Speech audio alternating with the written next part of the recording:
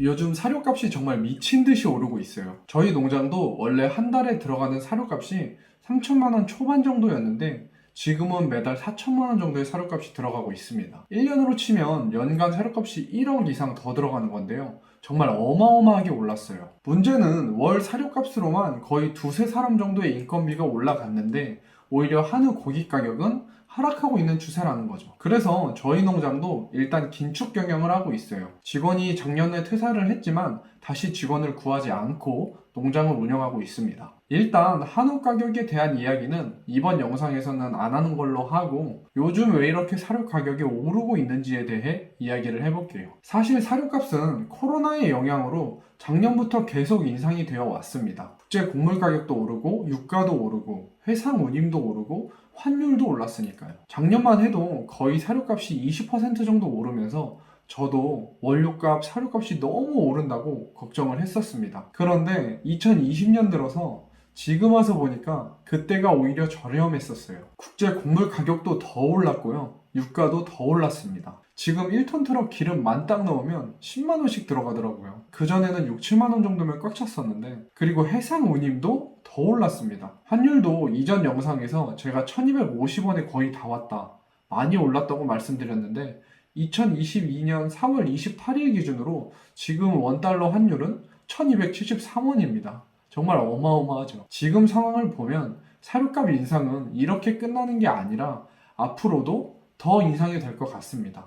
지금 소식도 종종 들리고 있고요. 일단 올해 들어서 사료값이 더 오르게 된 이유 중 하나를 꼽으라고 하면 러시아와 우크라이나의 전쟁을 얘기하지 않을 수가 없죠. 사실 안 그래도 코로나 때문에 물류 대란에 곡물 가격은 오르고 조사료, 그러니까 풀도 돈 주고도 구하기 힘들어지고 이런 어려움이 있었는데 진짜 설상가상으로 전쟁까지 터져버렸습니다. 러시아와 우크라이나는 세계적인 곡물 생산 국가입니다. 우크라이나는 세계의 빵 공장이라고도 불리는데요. 우리나라가 이 두 나라에게 곡물 수입을 많이 하고 있지는 않지만 러시아와 우크라이나는 전 세계 곡물 수출에 큰 비중을 차지하고 있습니다. 우리 축산농가와 관련이 깊은 옥수수를 보자면 전 세계 수출량 중 19%를 차지한다고 하고요.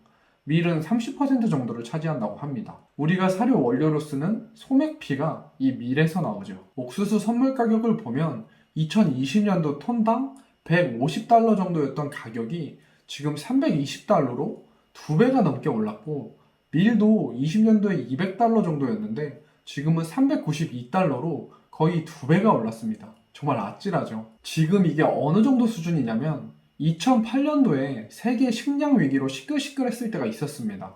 TV 다큐에서 IT 사람들이 지드 쿠키를 먹는 게 알려져서 많은 사람들이 충격받았던 그쯤이에요. 그런데 지금 밀 가격이 그때 정도에 와 있습니다. 우리나라는 식량 작업률이 주식인 쌀 빼고는 매우 낮아서 국제 곡물 가격에 영향을 많이 받는데요. 실제로 사료 원료의 대부분은 수입을 하죠. 게다가 러시아는 이런 곡물 수출뿐만 아니라 비료 수출도 많이 하는데요. 전 세계 비료 시장의 20%를 차지한다고 합니다. 그런데 지금 러시아가 비료 수출도 제한하고 있죠. 우크라이나는 지금 한창 밀 씨앗을 뿌려야 하는 시기인데 러시아와의 전쟁 때문에 당연히 파종도 제대로 못하고 있다고 합니다. 러시아군이 깔아놓은 지뢰랑 폭탄 잔해부터 처리를 해야 하니까요. 결과적으로 파종 면적이 절반 이하로 줄었다고 하는데 이마저도 제대로 수확할 수 있을지 알 수가 없습니다. 전쟁이 진행 중이니까요. 우크라이나 농부의 인터뷰를 보니까 비료며 제초제, 농기계, 연료 이런 모든 물자가 부족하다고 하더라고요. 이러니까 조선일보에는 푸틴 때문에 한우가 다이어트를 시작했다 라는 제목의 기사도 올라왔습니다. 그런데 문제는 이게 끝이 아니라 여기에다가 미국과 아르헨티나는 가뭄으로 최악의 흉작이라고 합니다. 아르헨티나는 비가 작년에 절반밖에 내리지 않았고 미국은 가뭄에다가 작년 겨울 토네이도의 영향을 받았다고 하는데요. 저는 작년 겨울에 왔던 토네이도가 무슨 상관인가 싶었는데 토네이도가 오면 흙이 휩쓸려 날아가가지고 흙 속의 영양분이 손실된다고 하더라고요. 그리고 중국도 코로나 봉쇄로 파종 시기를 놓쳤다고 합니다. 진짜 이렇게 안 좋은 악재들이 한 번에 겹칠 수 있나 싶을 정도예요. 그러니까 세계 4대 곡창지대라고 하는 미국, 아르헨티나, 우크라이나, 중국 이 네 나라 모두가 박살이 난 거죠. 그리고 우리가 농장으로 받는 사료의 전체 가격 중 대략 5에서 10% 정도는 사실 운반비입니다. 그런데 요즘 유가가 올라서 이런 운임도 오르니까 이러한 부분도 자연스럽게 사료값에 녹아들게 되겠죠. 실제로 용차 구하기도 예전보다 더 힘들어졌습니다. 그런데 이런 악재들이 한우에만 영향을 미친 게 아니라 수입육에도 영향을 미쳤어요. 전쟁의 영향으로 환율도 오르고 해상 운임도 오르니까 수입육 가격도 오른 건데요.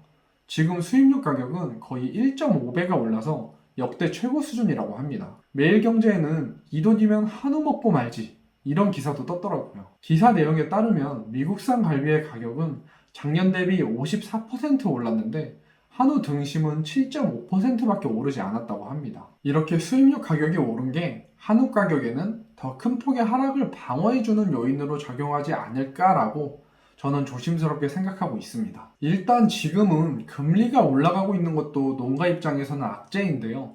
소를 키우는 농가라면 대부분이 대출을 가지고 있으니까요. 고정금리라면 상관없지만 변동금리라면 지금 계속 올라가는 금리가 부담이 될 수밖에 없습니다. 제가 이전 영상들에서 말씀드린 것처럼 임대를 통해서 적은 자본금으로 시작한 분들은 그나마 괜찮겠지만 만약에 지금 대출로 땅을 사고 축사를 지어서 돈을 깔고 앉고 시작하셨던 분들은 지금 많이 어려우실 수도 있을 것 같습니다. 오늘 영상에서는 사료값이 오르는 이유에 대해 이야기를 해봤는데요. 우리 축산업의 장기적인 전망을 걱정해야 할 정도의 이슈는 사람들이 환경적인 이유든 윤리적인 이유든 더 이상 축산업으로 생산된 고기를 먹지 않는다거나 대체육이 기존 고기보다 훨씬 싸지고 맛도 좋아져서 기존 육류 시장을 대체해버리는 이 정도의 일입니다. 지난번에 한번 얘기했던 것처럼 많은 악재들이 겹쳐서 어려운 상황이기는 하지만 제가 말씀드리고 싶은 건 지금과 같은 악재들은 일시적인 악재들이라는 겁니다. 러시아와 우크라이나의 전쟁도 언젠가는 끝날 거고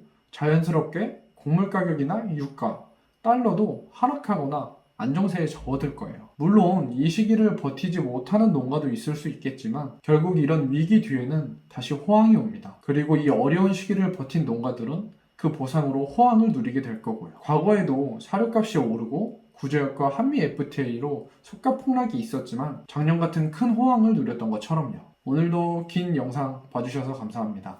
행복한 하루 보내세요.